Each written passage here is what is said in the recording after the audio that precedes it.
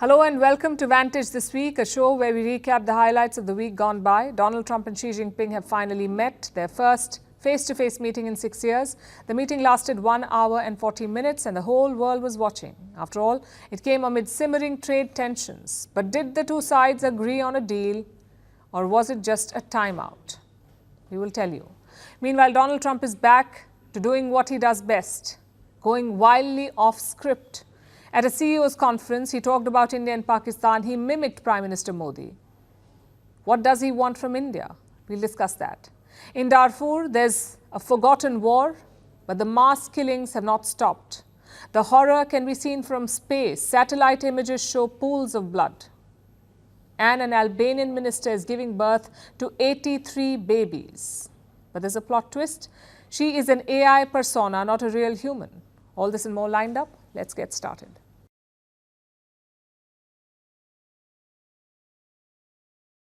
We're going to have a very successful meeting, I have no doubt. But he's a very tough negotiator.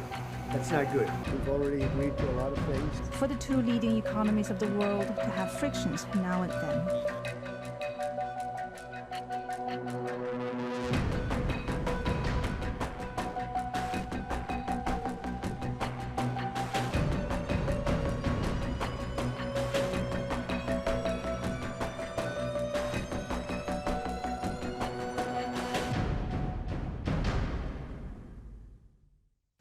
It has finally happened. The Trump-Xi Jinping summit. The presidents of the US and China met this morning in South Korea. The meeting lasted an hour and 40 minutes. It was their first meeting in 6 years. Of course, the world was watching. The cameras, the handshakes, the expectation, the whole shebang. There was hope that the two leaders would make progress on trade, tech, and military tensions. Instead, the summit turned into a show. Plenty of optics, but few outcomes. The China-US relationship remains as strained as ever. That was clear from the moment the two leaders met. And we're going to have a very successful meeting, I have no doubt. But he's a very tough negotiator. That's not good. We know each other well. Mr. President, do you plan to sign a trade deal today? Could be. I think we'll have a great understanding. We have a great relationship. We've always had a great relationship. This was before the talks began. Trump had a lot to say to the press. Even before he sat down with the Chinese leader, he declared that they will have a successful meeting and that the US and China have a great relationship. Chinese President Xi Jinping did not respond to any of that. But the outcomes speak for themselves. The US and China have failed to strike a deal. What they've agreed upon is this: a one-year tactical pause. In other words, it's a precarious ceasefire, not an end to the war. Let's look at the key outcomes, and we'll start with trade, of course. For 1 year, Trump will reduce tariffs on Chinese goods. That's what he's agreed to. Reducing tariffs on Chinese goods for 1 year. In return, China will start buying American soybean again. The current tariff rate is 57%. The US is cutting it by a modest 10%, so the new rate will be 47%. Chinese exports to the United States will be taxed at 47%. As a gesture of goodwill, China placed an order for American soybeans just before the two leaders met. They bought 3 cargoes from the United States, and this was, like I said, just before the meeting between Xi and Trump. Remember, China is the biggest buyer of this American crop, but as trade tensions soared, China stopped buying. This was in the month of May. That's when they stopped. It was China's tit-for-tat response to Trump's tariffs. They stopped buying from the US and began importing from Brazil instead. This hurt American farmers. They are a key political constituency for President Trump. So now that China has resumed importing, the US farmers would be happy. That's the update on the trade front. No sweeping tariff cut. China gets a 10% relief for 1 year, and they start buying American soybean. That's trade. Then we come to rare earths. Again, no major breakthrough, though China did make a concession. It is pausing export controls for 1 year. As you know, China supplies rare earths to the US. But in the past few months, it has introduced sweeping curbs, both on mineral exports and on the extraction technology. China refuses to share any of it. The first restrictions were announced in April this year. They are still in place. The second set of restrictions were announced this month. Those have been relaxed. So Beijing is being selective in easing pressure. But Trump is selling it as a big win. He says all roadblocks are gone. And, worldwide, this, I guess you could really say this was a worldwide situation, not just the U.S. situation. So we continue to produce the rare earths and buy the rare earths and everything else, when you see from other countries. But China is, that whole situation, that roadblock is gone now. There's no roadblock at all. Trump called it a win for both the US and the world, even though the matter is far from settled. China can easily turn up the pressure again. Next item on the agenda is the supply of semiconductors or chips. The leaders discussed that too. Again, no specifics. Will China buy chips from US companies like Nvidia? Will Trump lift restrictions on such purchases? There is no clarity. And from the looks of it, no breakthrough. NVIDIA is the leader, and I'll be speaking to Jensen from NVIDIA, but they're going to be discussing that with NVIDIA to see whether or not they can do. I said that's really between you and NVIDIA, but we're sort of the arbitrator or the referee. It's a little rough up here. The skies are a little rough. Then we come to the conflicts. Trump says Taiwan did not come up in the conversation. The Chinese statement does not mention it either. On Ukraine, Trump said, and I quote, "The war came up very strongly." Those were his words. The war came up very strongly, and Xi Jinping agreed to work together. That's what Trump has claimed. But he did not say how or when. China, too, did not share any specifics. Same with TikTok. China said it will work with the US to, quote-unquote, properly address it. But is there a deal in place on TikTok? China did not confirm that. So to sum it up, the US and China do not have an agreement. No document, no signature, no legally binding pacts, just pictures, handshakes, an understanding, and the promise to keep talking. Look at the Chinese statement after the meeting. The tone is cautious. No victory laps or bold headlines. They reported that President Xi called for more dialogue. In fact, he left the meeting venue without saying anything to Trump.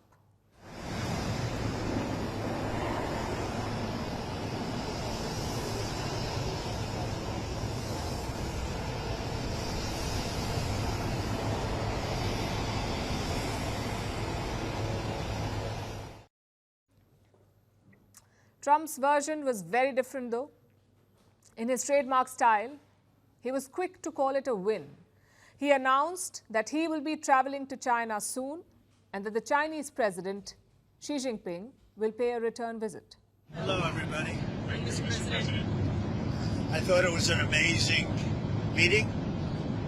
He's a great leader of a very powerful, very strong country, China. And what can I say? We have, it was an outstanding group of decisions, I think, that was made. A lot of decisions were made, too. There wasn't too much left out there. I'll be going to China in April, and he'll be coming here sometime after that, whether it's in Florida, Palm Beach, or Washington, D.C. So what did this summit really achieve? A fragile truce, a pause, not a reset. The big issues like trade and tech are still on the table, and the deals are on shaky ground.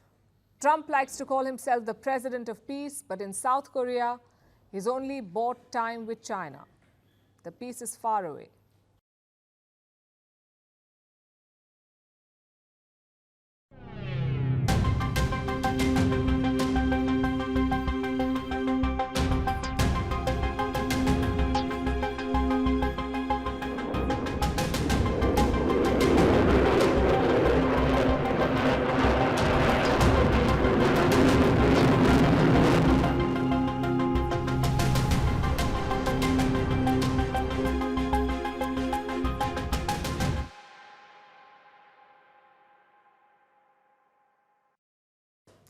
A mysterious airbase, a multi-decade deployment, and a silent withdrawal.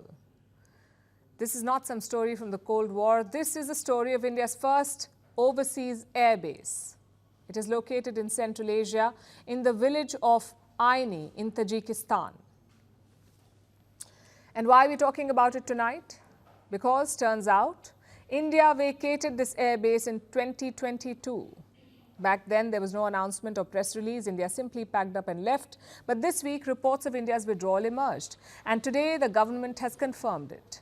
We had a bilateral arrangement with Tajikistan for the rehabilitation and development of any aerodrome.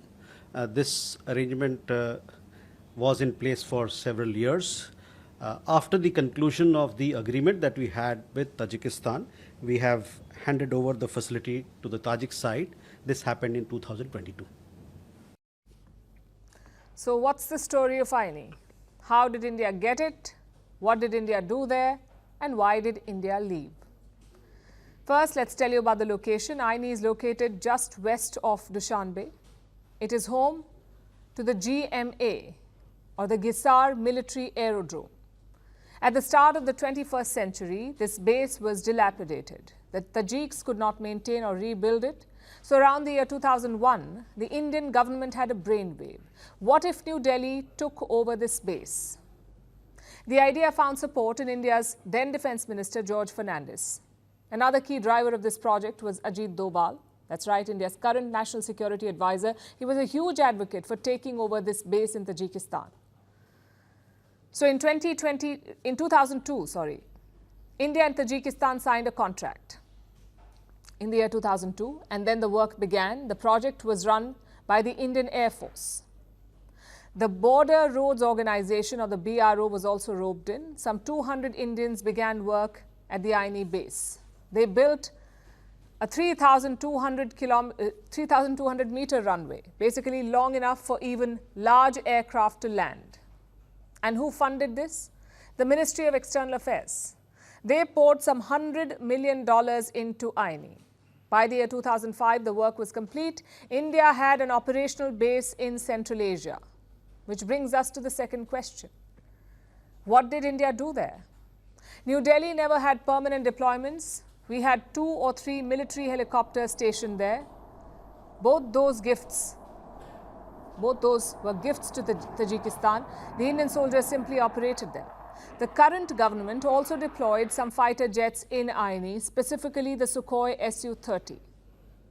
Again, this was a brief deployment. It was never stationed on a permanent basis. For India, this base was all about strategic presence. Because look at where Tajikistan is. It shares a border with Afghanistan and China. It's also quite close to POK, that's Pakistan-occupied Kashmir. So from Aini, from this base, India could project power. It could also bypass Pakistan and access Afghanistan and Central Asia. And we saw this in August 2021. The Taliban had overrun the Afghan capital. Hundreds of Indian citizens and diplomats had to be evacuated, enter the Aini base. India's transport planes were deployed to this base. They waited for clearance in Tajikistan, and once the coast was clear, they flew into Kabul. So the base wasn't just about posturing, it actually came in handy. Which brings us to the final question. Why did India leave it? Because Tajikistan wanted us to leave. In 2021, they informed India that the lease would not be extended, meaning New Delhi would have to withdraw. No official reason is available in the public domain, but reports say China and Russia played a role. Both those countries are battling for influence in Central Asia. For Russia, the region is their backyard. It used to be part of the former Soviet Union. And for China, it's a bridge to West Asia and Europe. Beijing sees itself as the prominent power in Eurasia.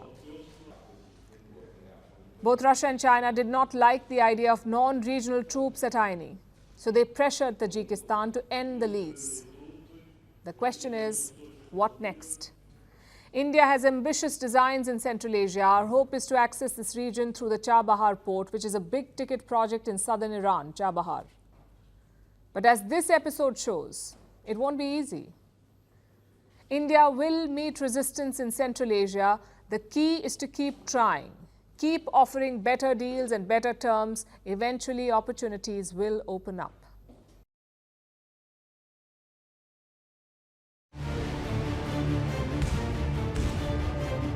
Prime Minister Modi is the nicest looking guy. He says, oh, and he looks like you'd like to have your father, like, he's a killer, he's tough as hell. No, we will fight. I said, whoa, this is the same man that I know.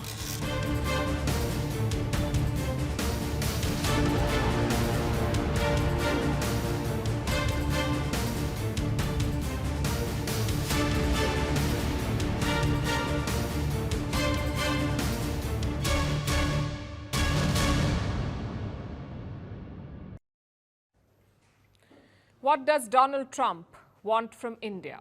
It's a million-dollar question in New Delhi. Does he want a trade deal? Does he want a Nobel Peace nomination? Does he want a state visit? Nobody knows what his intentions are. Just look at his speech in South Korea today. It's a full bag of mixed signals. Trump was actually speaking to a group of CEOs, but as usual, he veered to conflicts.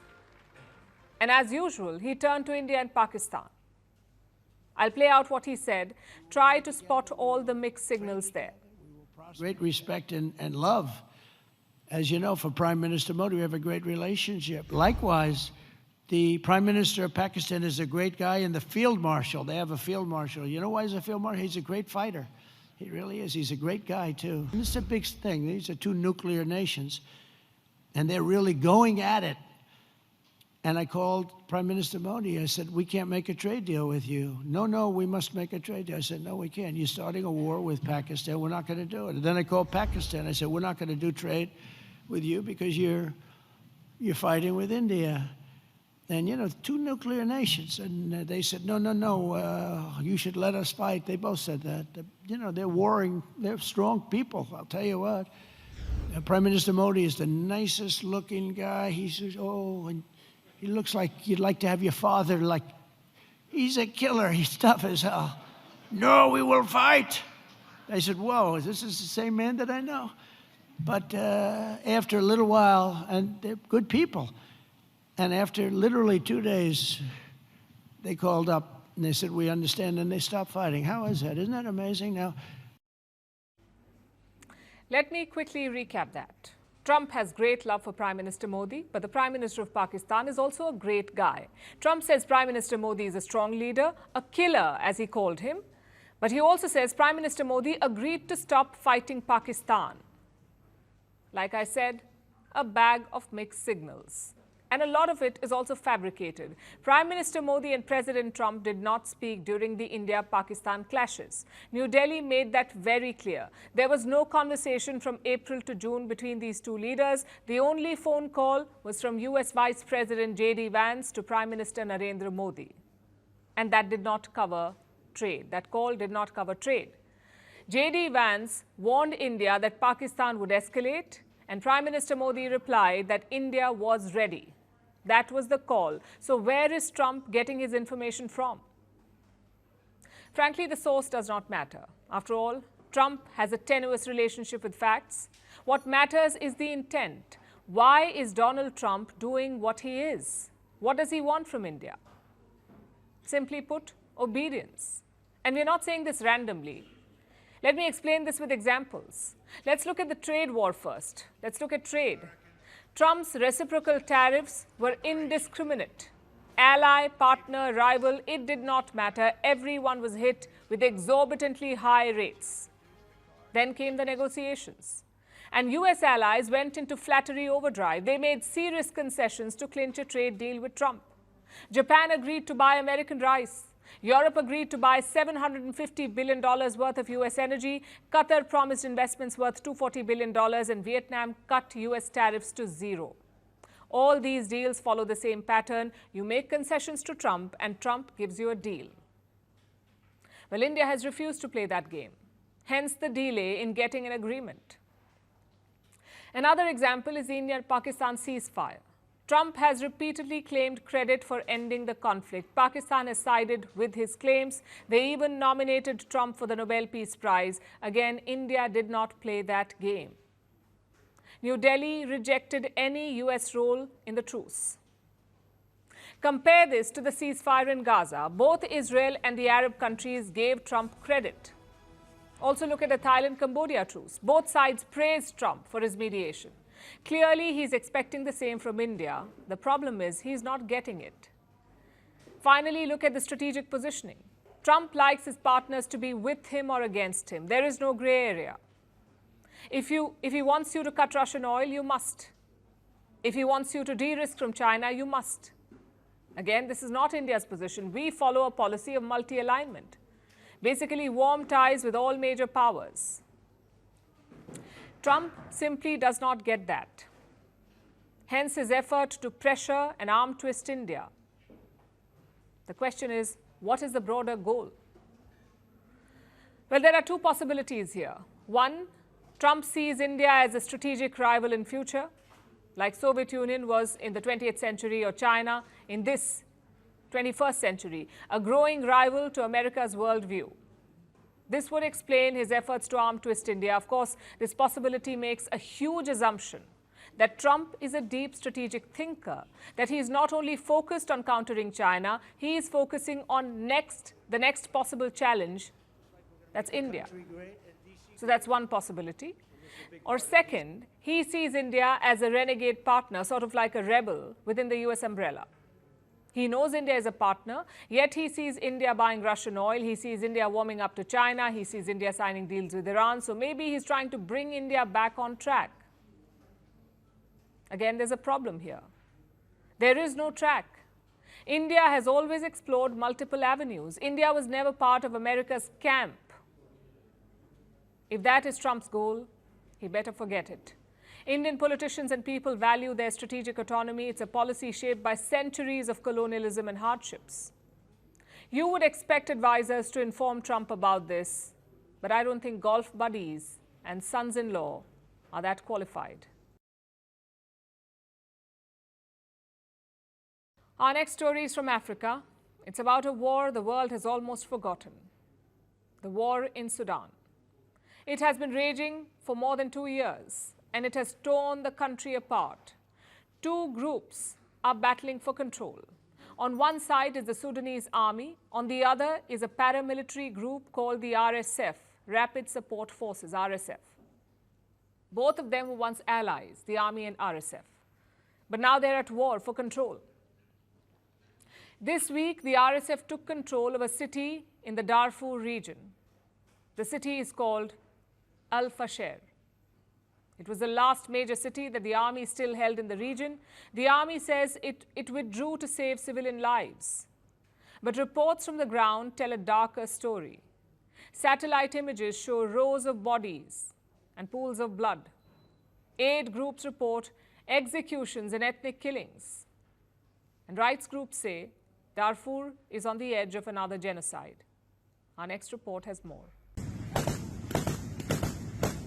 Sudan's civil war has entered a new and dangerous phase. After 2 years of war, the country has been split into two, its army in the north and east, and a powerful paramilitary force now ruling the west and parts of south. That force is called the Rapid Support Forces, or the RSF, and this week it captured the last major city still held by the army in the Darfur region.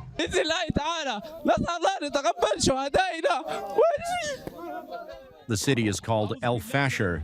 It is the capital of North Darfur state. Now it is the latest symbol of Sudan's collapse. For nearly 18 months, El Fasher was under siege, surrounded, starved, and bombed.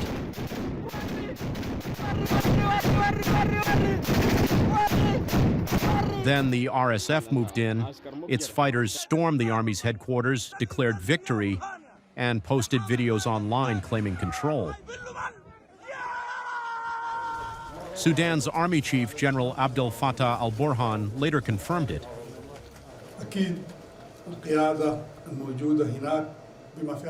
Everyone has followed what happened in Al Fasher. Certainly, the leadership there, including security, made assessments that they have to leave the city due to the systematic destruction and killing of civilians. We agreed with them to leave the city and go to a safe place so as to spare the rest of the citizens and the rest of the city from destruction.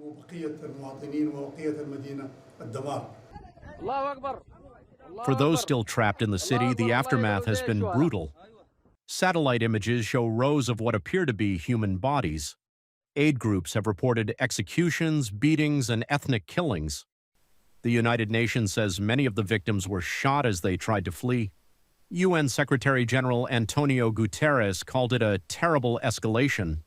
It is clear that we have not only a Sudanese problem with an army and the rapid support forces fighting each other, we have more and more an external interference that undermines the possibility to a ceasefire and to a political solution of the problem.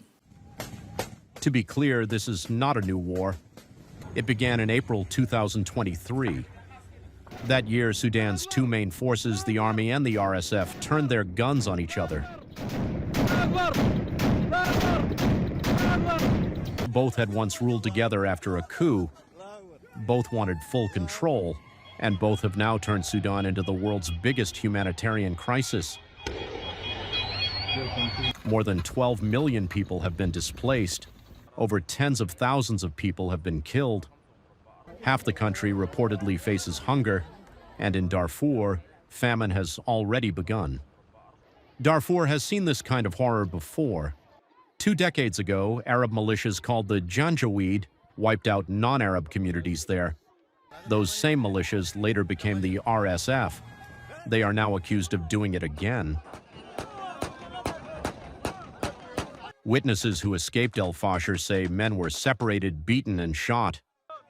Women were spared, only to hear the gunfire behind them. The UN says sexual violence is widespread. Aid workers say the city's hospitals have been bombed, looted, or destroyed. The world's response has been slow but growing.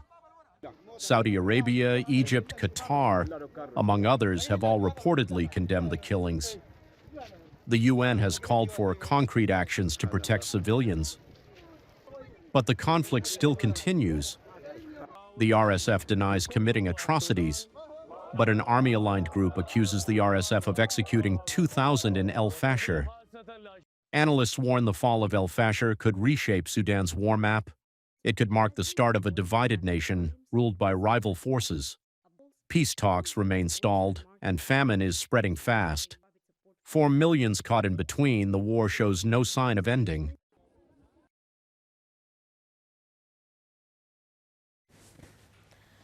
If you have followed Tesla for any length of time, you know the drill. Elon Musk threatens to leave, the board panics, shareholders squirm, and somewhere between the panic and the paperwork, Musk walks away a little richer. And this time is no different.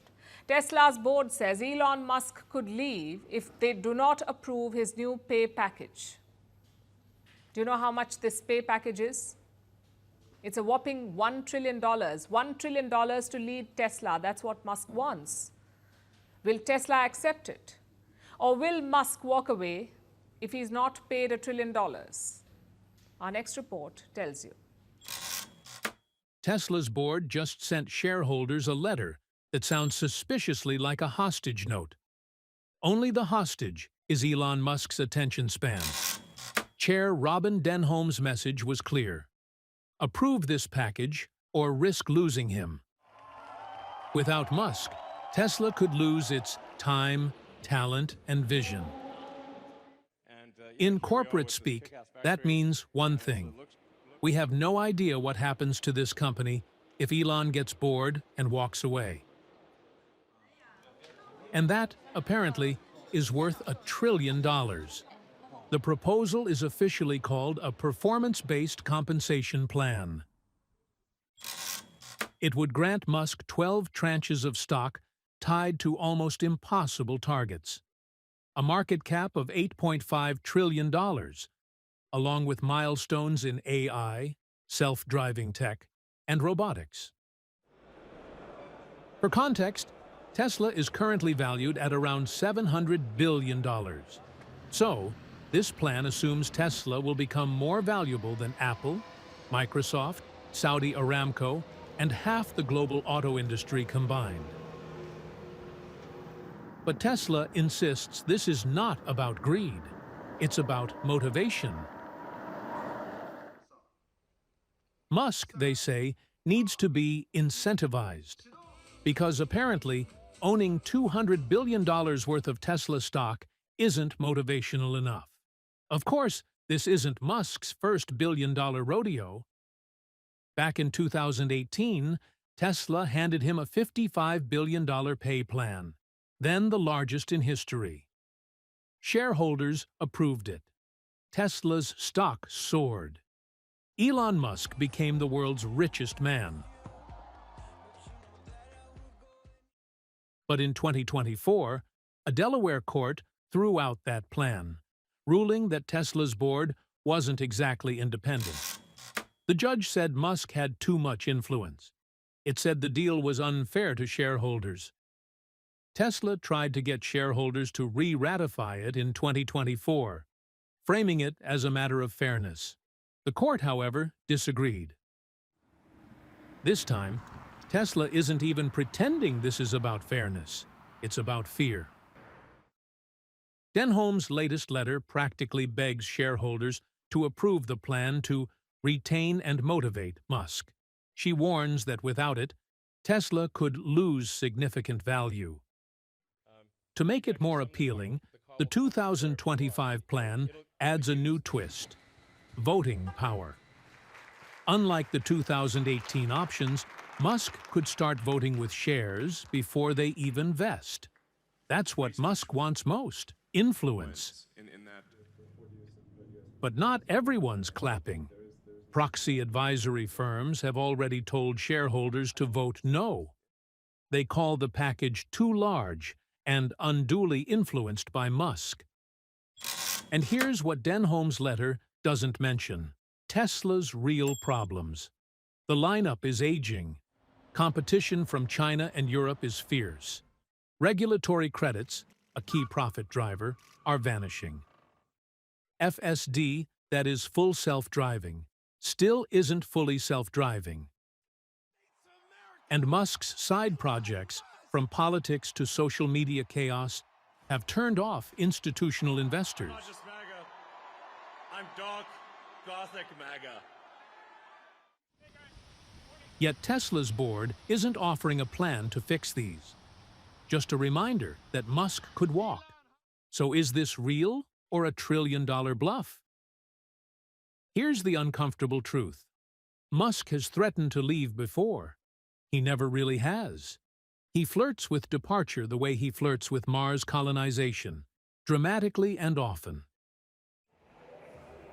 But this time might be different. Or maybe it's just Act 3 of the same old play. Because when it comes to Elon Musk and Tesla, one thing's certain. The drama always pays.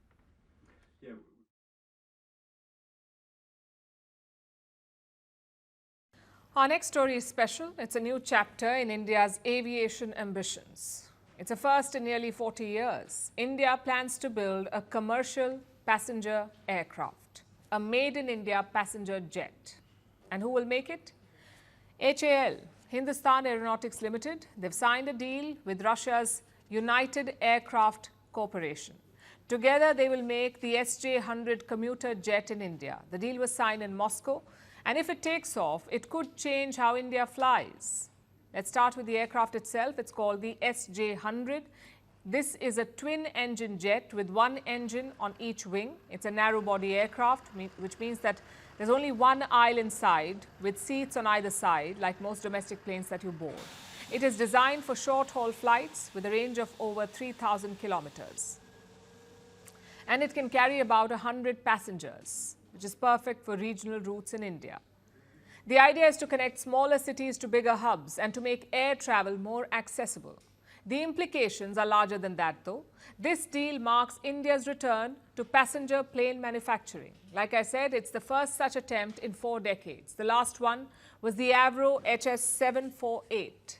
It was built by HAL2 under license from Britain back in the 1960s. Its production ended in 1988. Since then, HAL has been building military aircraft. But now they're returning to civil aviation, and the timing is opportune. India's aviation market is expanding rapidly. Look at the traffic last year. More than 174 million passengers flew on Indian airlines. Indian carriers have ordered hundreds of new planes to meet this growing demand. It's one of the fastest growing aviation markets in the world. This growth also brings a new ambition to design, build, and service aircraft at home. Of course, it won't be easy. Civil aircraft manufacturing is one of the hardest industries to enter. It requires stringent safety approvals, reliable supply chains, and long-term trust from airlines. This is a market dominated by two global giants, Airbus and Boeing. They control most of the world's commercial fleet. They have built scale and reputation over decades. Others have tried to compete, but they've struggled. Take China, for example. China built the C919 aircraft to challenge Airbus and Boeing, but the plane still uses Western engines and avionics. Now there are trade tensions with the US, and this has slowed deliveries and limited exports. Then we have Russia. They have faced even bigger problems. Sanctions due to the Ukraine war have cut off access to Western components. Production targets have been revised multiple times. New aircraft models have struggled to scale up. And all of this shows how tough this industry really is. Building a passenger jet demands precision, reliability, and experience. India has the talent. India has built military aircraft, but civil jets are a different ballgame. Because here, every part is regulated, every failure is public, and every success is hard-earned. So this project is a good start. It will not transform Indian aviation overnight, but it does mark where the country wants to go.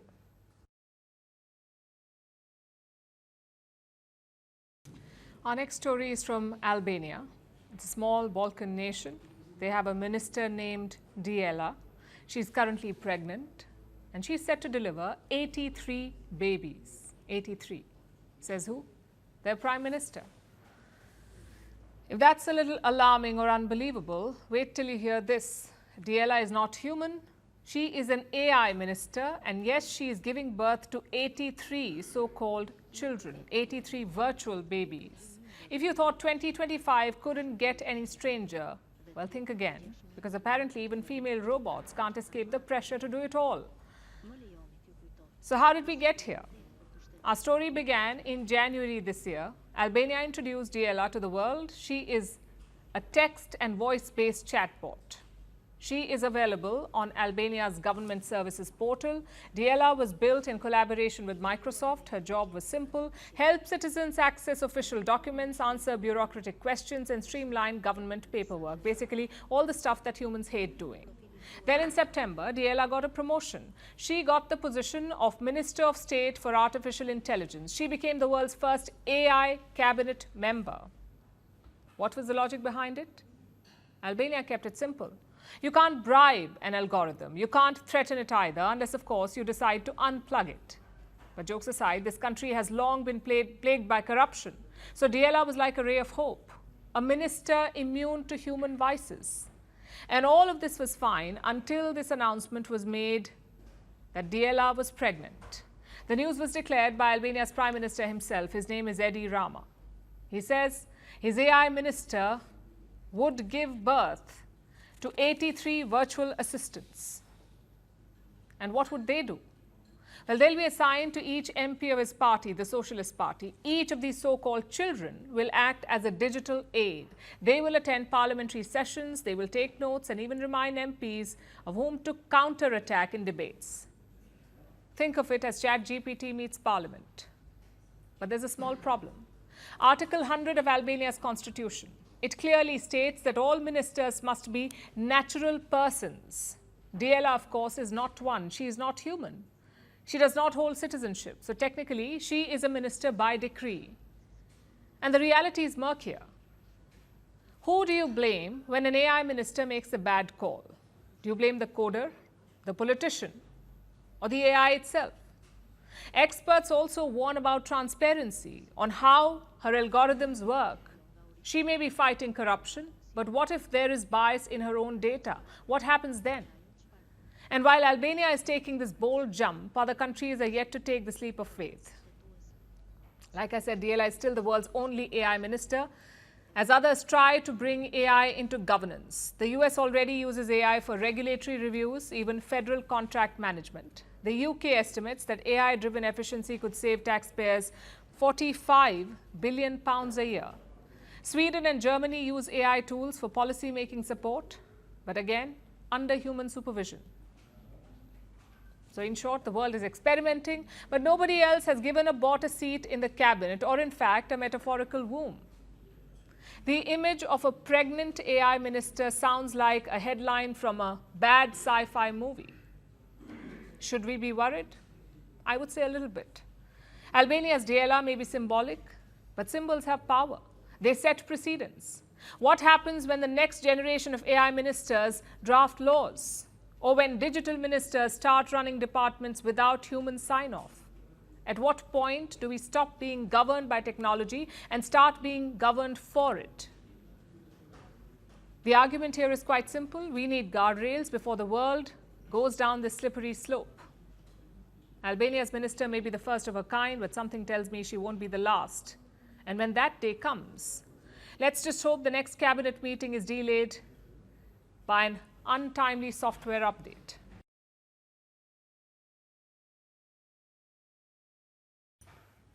Our next story is from Russia. It has tested a nuclear-powered cruise missile and it's making headlines across the world. The missile is called Burevestnik.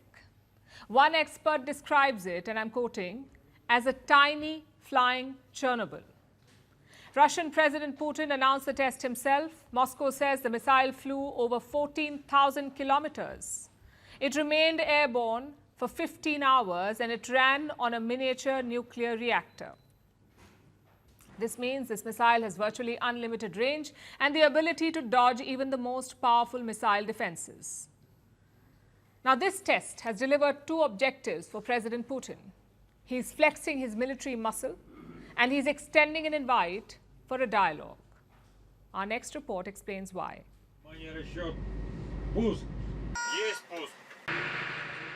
Russia has just tested a new weapon, and this one is unlike anything in the world. It's called the Burevestnik. NATO calls it Skyfall. The name means storm petrel, a bird that flies ahead of storms. It's a fitting description, because this missile signals trouble ahead. President Putin announced the test himself, on camera, in military uniform, flanked by his generals.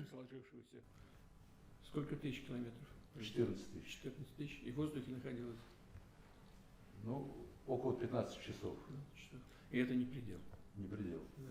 Нам нужно будет, Валерий Алексеевич, определиться, что это такое, к какому классу оружия эта новая система относится. Надо определить оружейных сил. Есть. Russia says the missile stayed in the air for 15 hours. It traveled 8,700 miles. But here's what stands out. The missile Shirshya was powered by a miniature nuclear reactor. This is what makes the Burevestnik different. Most missiles rely on conventional fuel. This one runs on nuclear energy. That gives it unlimited range. It can fly for days, circle the globe, and hit targets from unpredictable angles. The engine uses superheated air, blasted out from a reactor. Some call it a tiny flying Chernobyl. That's how a nuclear expert described this weapon. So this missile is really like a small airplane. It has a jet engine on it. And just like a jet engine uses fuel to burn oxygen, this does exactly the same thing, but it uses a nuclear reactor to burn the oxygen and produce the thrust. Russia says the missile can evade any defense system, including the Golden Dome, that Trump claimed would make America invincible. But here's the risk. It leaves a radioactive trail in flight, and the longer it flies, the more chance there is of something going wrong. This project has already claimed lives. In 2019, an explosion killed 5 Russian scientists during a test. So why is Russia showing it off now? For Putin, it's a message to the West. His talks with Trump collapsed weeks ago, and this test came right after that. Putin said the weapon is unique, and he's now preparing to deploy it in combat units. He's also offered to extend the New START Treaty, the last remaining nuclear arms agreement with the U.S. So this is a double signal, a show of force, and an open door for talks. But experts are alarmed. Some call Russia's move destabilizing. Others say it's a science fiction nightmare turned real. Because this is what a 21st century arms race looks like. A nuclear missile that never needs to land. That could fly for days and strike from any direction. Russia calls it a shield, but to the West it looks like a threat.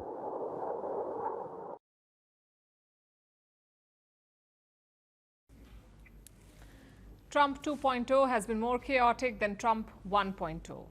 But do you know what could be worse? Trump 3.0. That's right, we haven't even started 2026 yet, but Americans have started talking about 2028 already. As if their campaigns weren't long enough. This time, all the talk is about Donald Trump. Will he run again, even though he can't legally run? If he won't run, will he become vice president? Frankly, I think a third term is more likely than a vice presidency because Trump is not the kind to play second fiddle. At least the internet is having fun with it. You could run as the vice president. Yeah, I'd be allowed to do that. Is it the White House or the White House counsel do your legal position? No, you'd be allowed to do that, but I wouldn't. I wouldn't do it. I think it's too cute. Yeah, I would rule that out because it's too cute. I think the people wouldn't like that. It's too cute. It's not. It wouldn't be right.